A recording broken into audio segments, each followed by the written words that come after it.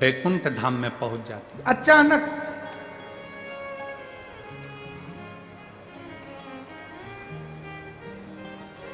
लक्ष्मी जी लगी थी भगवान शिव की आराधना करने, भगवान विष्णु लगे थे भगवान शंकर की आराधना करने। क्या देखा नयन तारा ने कि माता लक्ष्मी सुंदर रत्न जड़ित शिवलिंग का पूजन कर रही है, भगवान विष्णु सुंदर रतन जड़ित शिवलिंग का पूजन कर रहे हैं। नयन तारा उनको पूजन करते करते देखकर केवल प्रणाम कर कर वापिस आ गई, मिली भी नहीं, केवल पूजन करते हुए शिवलिंग पर जल चढ़ाते हुए देखकर आ गई।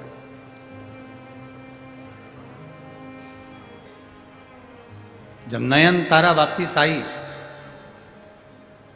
अप्सरा थी,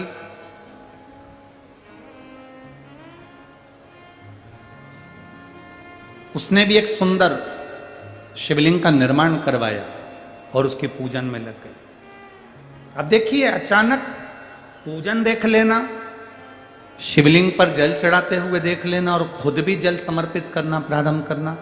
अब नयन तारा ने जैसे ही शंकर भगवान को जल चढ़ाना प्रारंभ करा, जल चढ़ाते चढ़ाते चढ़ाते चढ़ाते नयन तारा इतनी शिव में लीन होने लगी, इतनी लीन होने लगी कि एक बार एक ऋषि जिनका नाम था वज्र ऋषि, वज्रा ऋषि मृत्युलोक में बैठकर तप साधना में लीन थे। इंद्र का सिंहासन डोलने लगा, इंद्र को लगा कि ये वज्रा ऋषि तो मेरा सिंहासन छीनना चाहते हैं।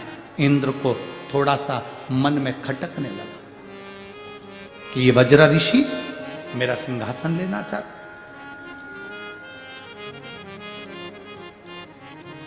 इंद्र ने नयन तारा अप्सरा को बुलाया, जाओ मृत्युलोक में जाओ और पृथ्वी पर जाकर, मृत्युलोक में जाकर जहां वज्रा ऋषि तप कर रहे हैं उनकी समाधि को तोड़ने का प्रयास करो।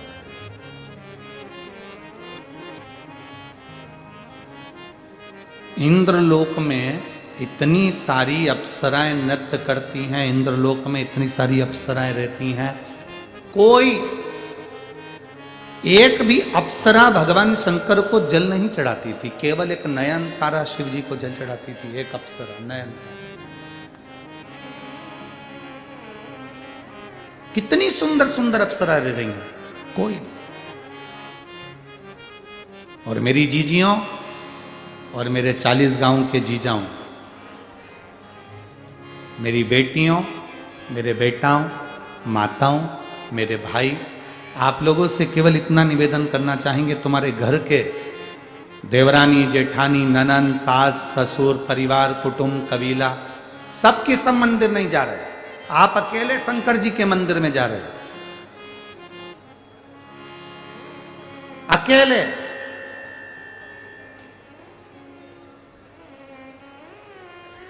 कभी यह मन में मत लाना कि मैं अकेली मंदिर जाती हूं और मेरी सास नहीं जाती, मेरी ननन नहीं जाती, मेरा देवर नहीं जाता, देवरानी नहीं जाती, जेठानी नहीं जाती, मैं जाती हूं, कोई जाता नहीं है, घर के बच्चे नहीं जाते, मैं अकेली जा रही हूं।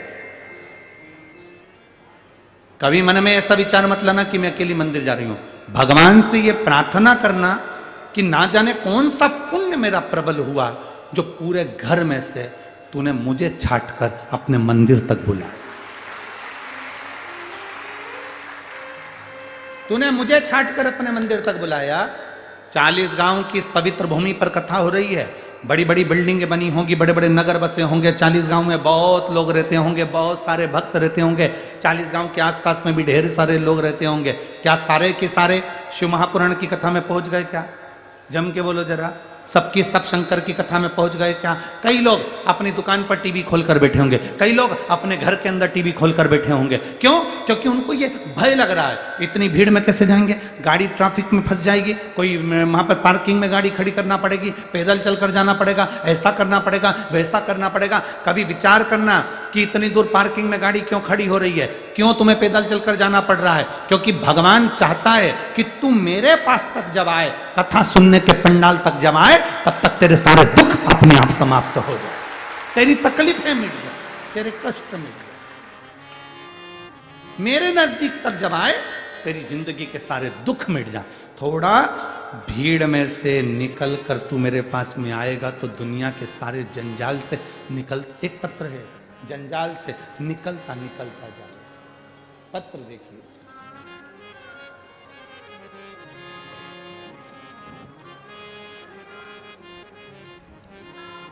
मेरा नाम भाऊ साहेब अर्जुन बाग, गांव खलाने, तहसील सिंदखेड़ा, जिला धूलिया।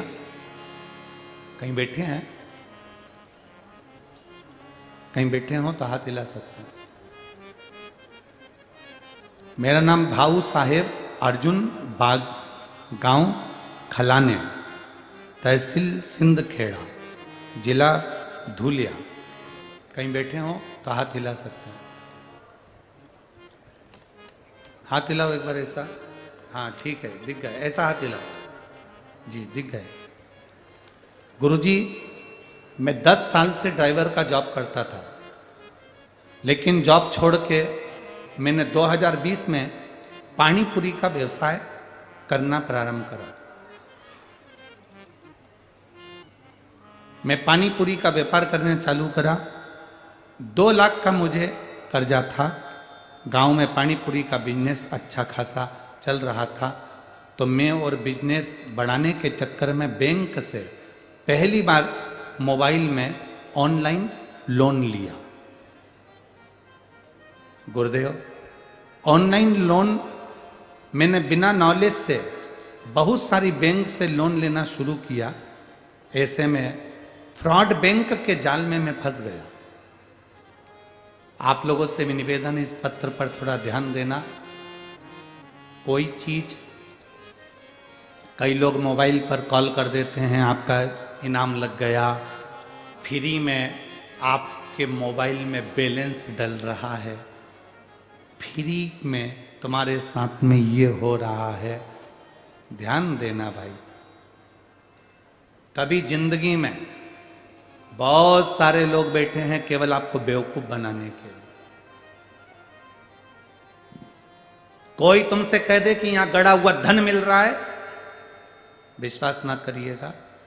अपनी मेहनत पर, अपने परिश्रम पर और अपने काम पर विश्वास करना, दूसरे पर नहीं। और कहीं पर अगर कोई महाराज तुमको मिल जाए और कह दे कि मेरे पास आकर बैठ जाओ, मैं ऐसा घुमाऊंगा सोने के हंडे निकल जाएंगे, तो सबसे पहले हमको खबर करना। हम भी चलेंगे और कुबेरेश्वर धाम का निर्माण उसके हंडे से करवा देंगे कि तूने दिया और हंडा निकल।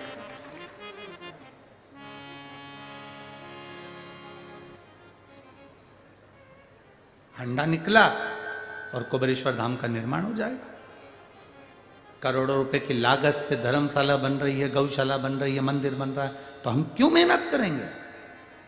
हंडा ना निकलवा देंगे? अरे बोलो तो 40 गांव की जी सही है कि गलत है? अपनी मेहनत अपने को करना है, अपना परिश्रम अपने को करना है, अपना संघर्ष अपने को करना है। इस भाई ने लिखा, फ्रॉड बैंक के चक्कर में फंस गया और बैंक के जाल में ऐसा फंस गया कि मेरा पूरा मोबाइल हैंग हो गया। इतनी बुरी तरह से फंसा गुरुजी कि 6 महीने के अंदर मेरे सर पर 12 लाख का कर्जा हो गया। 12 लाख का कर्जा हुआ। लोन के चक्कर में धंधा भी बंद हो गया। समझ नहीं आ रहा था क्या करेंगे, डिप्रेशन में चले गया। आज 2024 की यह मकर संक्रांति है गुरुदेव। मैं 2022 की मकर संक्रांति को मरने के लिए सुसाइड करने का मैंने सोच लिया था। मकर संक्रांति के दिन मैं मरने के लिए जा रहा था, तभी एक महिला को केवल शंकर जी के मंदिर में पानी चढ़ाते हुए जाते हुए देखा और वो आंख से आंसू पोंछते हुए जा रही थी और उसके हाथ में एक लोटा जल भरा था। मैंने उस महिला को देखकर सोचा कि इसको भी तकलीफ होगी और ये पानी चढ़ाने जा रही है। मरने का विचार छोड़ा, शिव जी के मंदिर जाने का विचार चालू करा। गुरुदेव, मेरे पिताजी के पास गया, पिताजी से कहा पापा मुझे कर्जा बहुत हो गया है, मैं फ्रॉड बैंक के चक्कर में फंस गया। मेरे पिताजी ने जमीन रखकर मुझे 3 लाख का कर्जा दूसरे से उठा कर दे दिया। मैं वापस ड्राइवर की नौकरी करने लगा। गुरुदेव, शिव जी की महिमा का मैं क्या गुणगान करूं। एक लोटा जल का क्या केवल दर्शन से भी लोगों के भाग्य खुल जाते हैं। उस माँ को जब मैंने देखा था जल चढ़ाते हुए, तो मैंने अपनी पत्नी को बताया। उसने सोमवार का व्रत करना प्रारंभ करा, पशुपति व्रत करना प्रारंभ करा, जल चढ़ाना प्रारंभ करा। और बाबा की कृपा से हमने जब जल चढ़ाना प्रारंभ करा, उसके 15 दिन निकले। और हमने 15 दिन जब ड्राइविंग करता करता 15 दिन निकले, 7 बजे मुझे कॉल आया कि मैं धूलिया के एक ऑफिसर के यहाँ मेरा लाइसेंस का नंबर लग गया और मैं वहीं पर जॉब करने लगा। मैं वहाँ पर जॉब करने लगा। जॉब करते करते करते करते जिस ऑफिसर के यहाँ काम करता था, वहीं पर मेस का काम, भोजन खिलाने का काम मुझे मिल गया। मैं शिव जी का क्या गुणगान करूं गुरुदेव। मेरा धीरे धीरे 4 लाख का कर्जा चूक गया। अब मैंने काम को और आगे बढ़ाया और बढ़ाते बढ़ाते कथा सुनता टीवी पर, मोबाइल पर, और कथा सुनते सुनते बाबा से प्रार्थना करता, जिस दिन मेरा 12 लाख का कर्जा चूक जाएगा उस दिन पंडाल में बैठकर कथा सुनूंगा। बाबा से ऐसी प्रार्थना करते करते मेरा जो पानी पूरी का व्यापार था वो भी अब धीरे से चालू हो गया। और धीरे धीरे मेरे बाबा ने मेरी लाज रख ली गुरुदेव। बाबा ने ऐसी कृपा करी कि मेरा 12 लाख का भी कर्जा चुका दिया और मुझे इस पंडाल में बिठाकर कथा को श्रवण करवाया। हमने 40 गांव की कथा का सूचना मिली और इतने खुश हुए कि दुकान का उद्घाटन बाबा के भरोसे कर कर, बाबा के नाम पर ही उसका नाम रखा है, बाबा भोलेनाथ चाट फुल्की का नाम देकर। और हम यहाँ बाबा को प्रणाम करने के लिए आए हैं। गुरु जी, एक ही निवेदन है, आप चाट खाने कब आओ।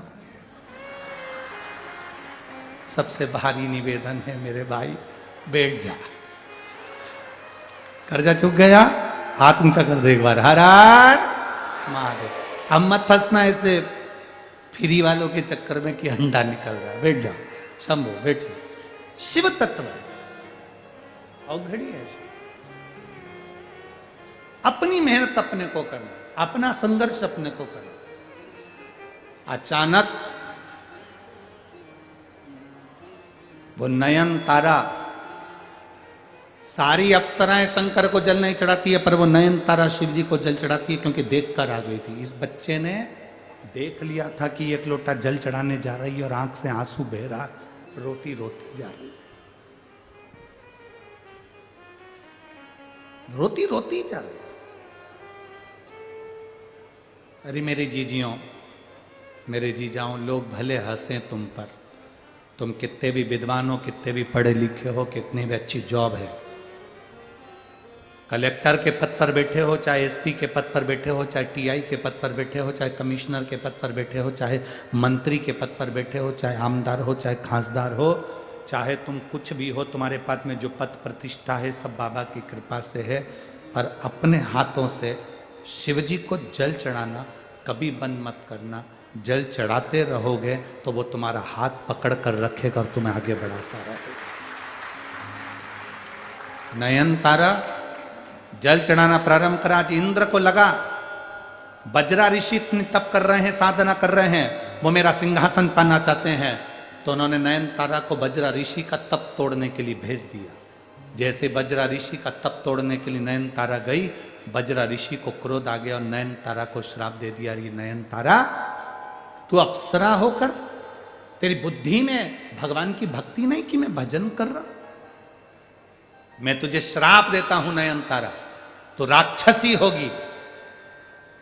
नयन तारा की आंख से जल बह गया। बाबा, मैं शंकर की आराधना करने वाली हूं, कोई अप्सरा शिव को जल नहीं चढ़ाती, पर मैं शंकर को जल चढ़ाती हूं बाबा।